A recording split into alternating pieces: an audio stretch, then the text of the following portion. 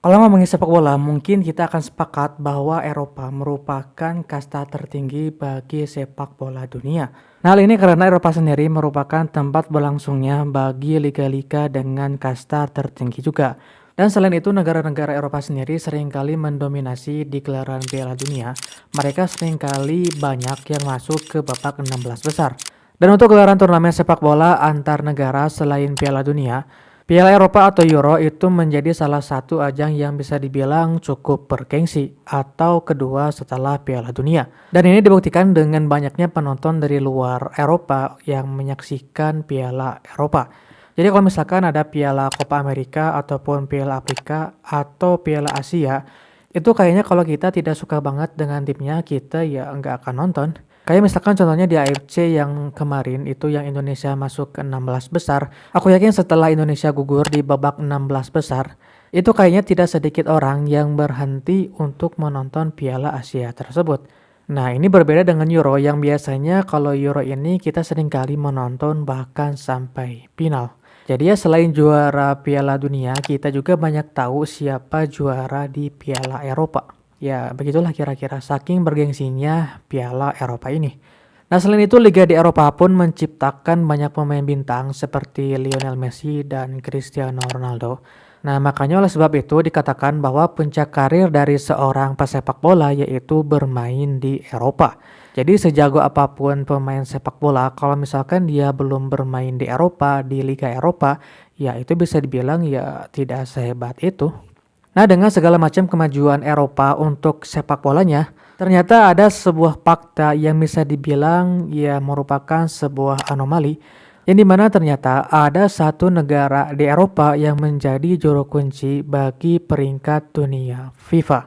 Dan bahkan dikatakan negara ini tidak pernah sekalipun menang dalam kompetisi yang diadakan oleh FIFA ataupun UEFA.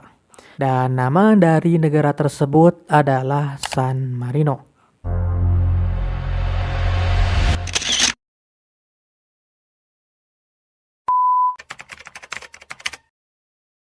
Nah, mungkin di antara kalian ada atau banyak yang belum tahu tentang negara San Marino ini. Jadi San Marino ini merupakan sebuah negara yang memiliki luas wilayah hanya 61,2 km persegi. Nah, dengan luas wilayah yang demikian, itu menjadikan San Marino sebagai negara terkecil kelima di dunia. Nah, San Marino ini terletak di benua Eropa yang dimana lebih tepatnya terletak di dalam negara Italia. Jadi ya seperti Vatikan. Atau kata lainnya sebuah negara yang berada di dalam negara. Dan San Marino ini diperkirakan memiliki jumlah populasi sekitar kurang lebih 33.000 jiwa saja. Jadi ya memang negara kecil.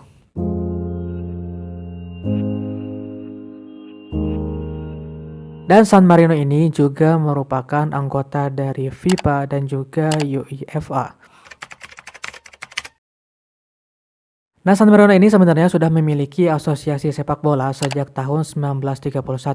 Tapi untuk tim nasionalnya itu baru terbentuk pada tahun 1986 saat event Olimpiade Kanada. Dan 2 tahun kemudian mereka baru mendapatkan status keanggotaan dari FIFA dan juga UEFA. Maka dengan itu mereka bisa ikut berpartisipasi dalam sebuah kompetisi resmi. Nah, sebelumnya dalam konteks sepak bola, San Marino ini dianggap sebagai bagian dari Italia. Nah, pertandingan resmi bagi San Marino setelah mereka menjadi anggota. Di tahun 1990 mereka ikut serta dalam babak kualifikasi Piala Eropa tahun 1992. Yang dimana di pertandingan pertama saat itu mereka berhadapan dengan Swiss, tapi mereka mengalami kekalahan dengan skor 4-0. Dan selain itu di pertandingan lainnya juga mereka ya kalah. Nah, 2 tahun kemudian pada saat mereka gagal mengikuti Euro 1992, untuk pertama kalinya San Marino ikut serta dalam babak kualifikasi Piala Dunia tahun 1994. Yang dimana pada saat itu San Marino satu grup dengan Inggris, Belanda, Norwegia, Polandia, dan juga Turki. Dan hasilnya San Marino gagal dalam turnamen tersebut. Mereka malah menjadi lumbung gol bagi tim-tim yang lain terutama pada saat mereka berhadapan dengan Norwegia. Saat itu Norwegia sampai membantai San Marino dengan skor 10-0. Nah, meskipun begitu di turnamen ini ada satu pencapaian yang bisa dibilang cukup luar biasa bagi San Marino, yaitu pada saat mereka berhadapan dengan Turki dengan skor imbang. Dan ya itu pun merupakan salah satu rekor bagi San Marino, yang dimana pada saat itu San Marino mendapatkan poin untuk pertama kalinya di sebuah turnamen resmi. Nah kemudian di tahun 2001 mereka kembali mencetak sejarah, yaitu pada saat mereka berhadapan dengan Latvia dengan skornya ya sama, yaitu skor imbang. Dan yang ini merupakan salah satu rekor bagi San Marino, yang dimana ini merupakan laga tandang pertama bagi San Marino mereka mendapatkan hasil imbang. Ya mungkin mereka biasanya kalah. Dan puncak rekor terbaik yang pernah diraih oleh San Marino itu terjadi pada tahun 2004. Yang dimana pada saat itu mereka berhadapan dengan Liechtenstein di sebuah laga uji coba internasional. Dan untuk pertandingan ini San Marino berhasil memenangkan pertandingan tersebut dengan skor 1-0. Nah kemenangan itu merupakan yang pertama kalinya bagi mereka, bagi San Marino, setelah mereka bertanding lebih dari 70 kali. Una magia di Andy Selva regala alla nazionale sammarinese la prima storica vittoria in campo internazionale. Un successo meritato, arrivato al termine di una gara. Dan singkat cerita, mereka ikut kembali turnamen resmi, yaitu di babak kualifikasi Piala Dunia 2010.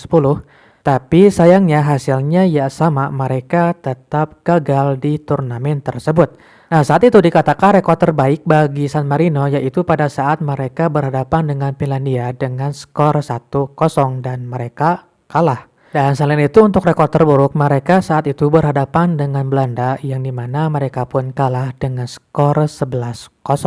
Nah kemudian setelah bertahun-tahun San Marino kembali mencatat sejarah, yaitu pada saat mereka berhasil menahan imbang Liechtenstein dan juga saat mereka berhadapan dengan Gibraltar dengan skor yang sama yaitu 0-0. Nah bahkan pada saat mereka melawan Gibraltar saat itu San Marino bermain dengan 10 pemain. Jadi ya dengan 10 pemain mereka bisa menahan imbang Gibraltar. Dan ini termasuk rekor yang bersejarah bagi San Marino. Dan yang terakhir mereka ikut kembali berpartisipasi dalam babak kualifikasi Piala Dunia 2002. Dan hasilnya dalam 3 laga mereka sama sekali tidak menang satupun. Bahkan mereka tidak mencetak 1 gol pun dan mereka kebobolan 10 kali. Nah jadi dalam 175 pertandingan, San Marino hanya menang 1 kali, imbang 6 kali dan sisanya 168 kali kalah. Dan dari 175 pertandingan itu, San Marino hanya mencetak gol sebanyak 24 gol dan mereka kebobolan sebanyak 735 kali. Nah jadi pertanyaan, kenapa sih San Marino memiliki rekor yang seburuk itu? Kenapa sepak bola San Marino yang berada di Eropa kok bisa sampai ada di juru kunci peringkat dunia FIFA? Nah rekor tersebut dikatakan cukup wajar karena San Marino sendiri memiliki populasi yang sangat kecil. Nah selain itu San Marino juga tidak memiliki liga resmi di negaranya, jadi tidak ada kompetisi. Dan sebenarnya San Marino punya 1 klub sepak bola, tapi klub itu bermain di Liga Italia dan itu pun di kasta yang terendah. Nah untuk tim nasional San Marino sendiri, ternyata mayoritas pemainnya itu diisi oleh pesepak bola amatir. Jadi bukan pesepak bola profesional yang mendapatkan gaji dari itu ya. Ya walaupun ada beberapa atau sedikit yang mereka itu pemain sepak bola profesional. Jadi kalau misalkan ada pertandingan antar negara, San Marino akan memanggil pemain sepak bola profesional yang sedikit itu, kemudian ditambah dengan para pemain amatir biasanya dari kalangan pelajar, mahasiswa, ataupun karyawan. Dan itu semua dijadikan satu tim nasional dan mereka pun hanya berlatih saat ada pertandingan saja. Ya ini berbeda dengan pesepak bola profesional yang dimana mereka memiliki menu latihan khusus jadi terjadwal. Sedangkan mereka hanya latihan ya pada saat ada turnamen saja atau ada pertandingan saja. Jadi ya wajar kalau misalkan mereka ya rekornya seburuk itu. Makanya gak heran kalau San Marino menempati peringkat terendah FIFA di antara anggota UEFA yang lainnya. Dan kalau misalkan kita lihat di peringkat FIFA memang San Marino ini berada di juru kunci.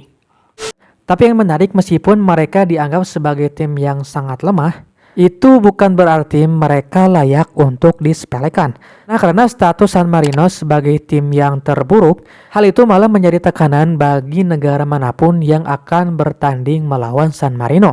Jadi kalau misalkan ada tim dari negara lain nih yang melawan San Marino dan hasilnya imbang atau bahkan kalah, maka itu bisa dibilang menjadi pencapaian yang terburuk bagi lawannya itu. Ya kalian bisa bayangkan lawan tim terlemah kalian imbang. ya itu pencapaian yang buruk gitu loh. Jangankan untuk imbang, menang 1-0 saja kayaknya itu udah cukup buruk ya. Apalagi kalau misalkan kalah melawan San Marino, ya itu lebih buruk lagi kayaknya. Dan ada beberapa contoh dari beberapa negara yang berhadapan dengan San Marino yang hasilnya itu imbang atau bahkan kalah. Itu membuat pelatih dari timnas lawannya itu sampai mengundurkan diri atau bahkan sampai dipecat. Dan salah satunya yaitu pelatih Latvia pada saat mereka imbang melawan San Marino di tahun 2001. Ini tuh karena Latvia imbang dengan San Marino. Apalagi kalau misalkan mereka kalah, kayaknya udah dihujat habis-habisan. Nah oke guys, itulah penjelasan tentang San Marino, satu negara di Eropa yang menjadi juru kunci peringkat dunia FIFA. Ternyata di balik bergengsinya Liga di Eropa atau Eropa yang ini dianggap sebagai kasta tertinggi sepak bola, ada fakta di mana sebuah negara anggota UEFA yaitu San Marino yang menduduki juru kunci peringkat dunia FIFA. Kira-kira kalau misalkan timnas kita berhadapan dengan San Marino, mungkinkah kita akan menang atau tidak? Menurut kalian kira-kira gimana guys? Coba tulis di kolom komentar. Oke guys, segitu aja konten aku untuk kali ini. Terima kasih buat teman-teman yang sudah menonton sampai akhir. Jangan lupa untuk di like terlebih dahulu teman-teman sebelum out. Dan tetap support channel ini, mudah-mudahan kita bisa berkembang lebih baik. Dan ya segitu saja, sampai jumpa di konten selanjutnya.